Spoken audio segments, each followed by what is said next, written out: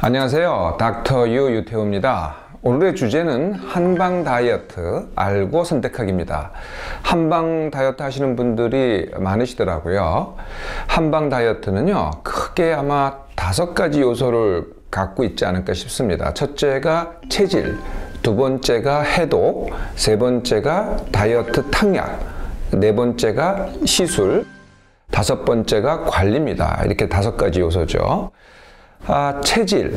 네, 우리가 이제 한의원에 가면은 이렇게 체질을 나눕니다. 체질을 나눈 다음에 체질별로 뭐 한약을 처방을 한다. 늘 이렇게 얘기를 하잖아요.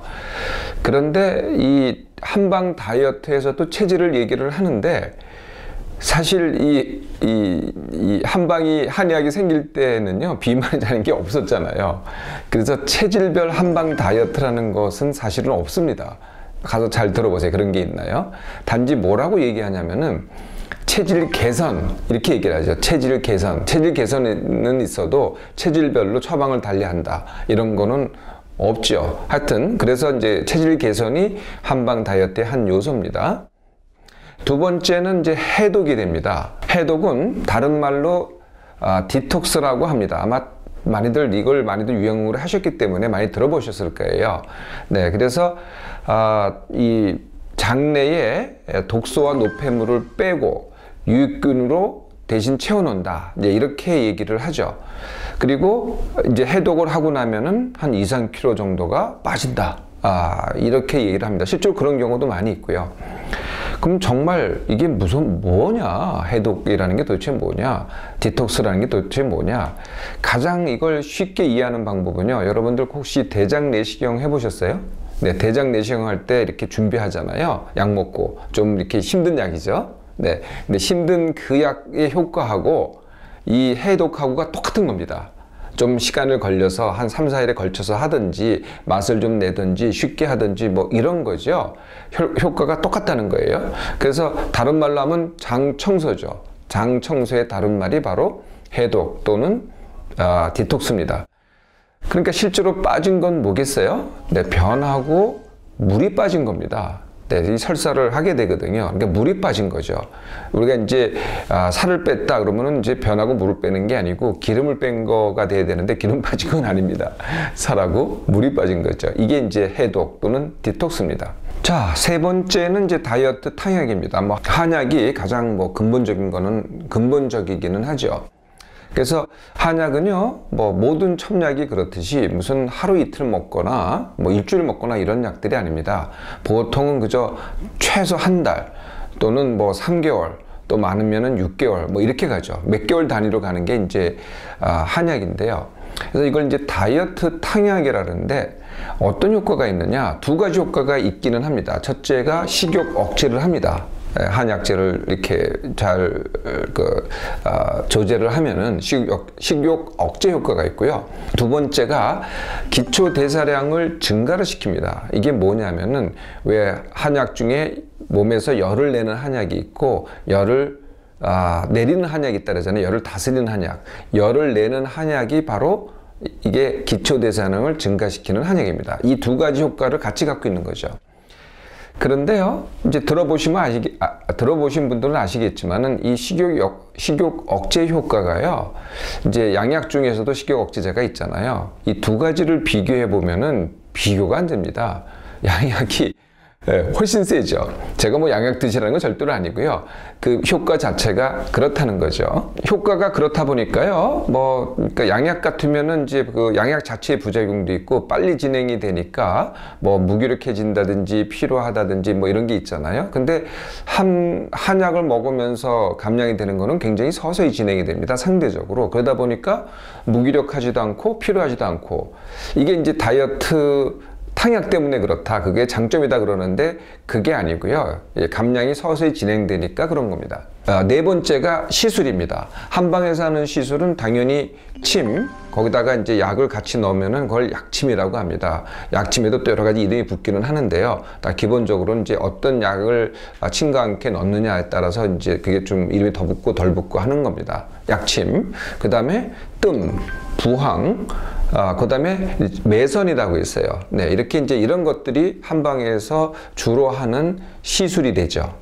그리고 그전에는 이제 그렇지 않았는데 요새는 한방에서도요, 이 양방에서 쓰던 의료기기를 사용하기도 합니다. 제가 지방 분해 주사 때 소개해드렸던 그 지방 분해 기기가 있어요. 뭐 고주파라든지 초음파라든지 아니면은 엔도몰러지라든지 이런 기계들은 아마 한방에서도 사용이 허가가 된 것 같아요. 그래서 이런 지방 분해를 한다는 기기를 사용하는 그런 한의원도 있습니다. 그리고 이것도 아마 관리실에서 주로 사용을 했던 건데 요새는 덜 사용하는 것 같긴 하지만은 이렇게 공기압을 사용해서 마사지하는 그런 또 기구가 있어요. 그런 걸 사용하는 한방도 있더라고요. 침, 약침, 뭐 매선, 뜸, 부항, 이게 감량 효과가 있느냐? 이것을 과학적으로 증명한 바는 전혀 없습니다. 네, 그리고 뭐 지방 분해 효과가 있을 수는 있을 것 같아요. 거기다 자극을 주니까. 그거 말고는요, 그 자체가 감량 효과는 거의 없다고 봐도 됩니다. 지방 분해 기기, 이거는 제가 지방 분해 주사 때 설명을 드렸었죠. 그러니까 지방을 분해하기는 하는데 이게 감량은 아니거든요. 이게 빠져나가는 게 아니고요, 다른 곳으로 이동하는 겁니다. 그래서 그 부위에는 없어 보이지만은 감량이 되는 거는 아니죠. 공기압을 이용한 마사지는요, 이거는 붓기를 뺄 수는 있지만은 뭐 붓기라는 것은 물을 이동시키는 거지 역시 기름을 빼는 것은 아닙니다. 다섯 번째 요소가 관리입니다. 관리는 식습관과 운동 지도죠. 이건 뭐 어디나 다 하는 거죠.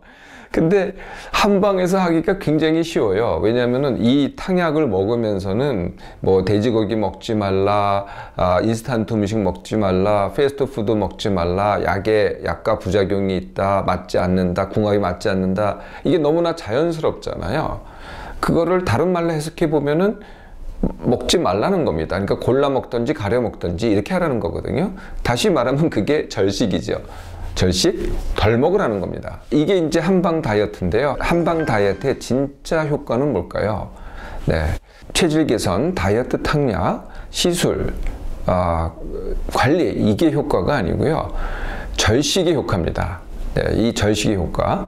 그래서 이런 거를 이제 절식 유발 효과라고 하는데 그 자체 효과가 아니라 절식을 유발함으로써 감량의 효과가 온다는 거죠. 몸으로 봐서는요, 뭐 너무나 단순합니다. 몸에 내가 쓰는 게 있고요, 먹는 게 있잖아요. 먹는 게 쓰는 것보다 더 먹으면은 이게 이제 증량이 되는 거고요. 쓰는 것만큼 먹으면은 이게 체중이 그대로 있는 거고요. 쓰는 것보다 덜 먹으면은 당연히 감량이 됩니다. 이게 유일한 감량법입니다. 뭐 어떤 조작을 했던 간에 실제로 덜 먹어야만, 내가 쓰는 거 덜 먹어야만 감량이 되는 거죠. 이렇게 덜 먹게 만드는 게 그냥 덜 먹으면 될 걸 갖다가 덜 먹게 만드는 거를 다른 걸 통해서 덜 먹게 만드는 거죠. 이거를 갖다가 이제 절식 유발 효과라고 합니다. 그래서 보통 한방 다이어트를 하면 한 3개월 정도는 보통입니다. 그래서 3개월 동안에 뭐 그냥 열심히 따라 하시면은요, 한 10kg 정도 감량합니다. 보통. 네, 물론 이제 사례가 뭐 더 빼는 사람도 있다 그러지만요, 덜 뺀 사람도 사실은 많습니다. 그래서 보통 잡아서 한 10kg인데요. 문제는 이제 그것이 끝났을 때 얘기입니다. 그러니까 관리도 덜 받고 약도 안 먹고 그러면은 식욕이 억제됐던 게 다시 어떻게 되겠어요? 다시 나오기 시작합니다. 다시 폭발하기 시작하거든요. 그리고 관리 받을 때는 그래도 관심이 있어서 열심히 하는데 관리 끝나면 또 다른 일에 바쁘거든요. 그러다 보면 원래로 스물스물 돌아가게 됩니다. 그러면은 거의 영락없이 다시 요요가 오죠. 그래서요, 관리 후에도요, 절식을 유지한 사람만이 그 뺀 체중을 10kg라면은요, 그대로 유지할 수가 있습니다.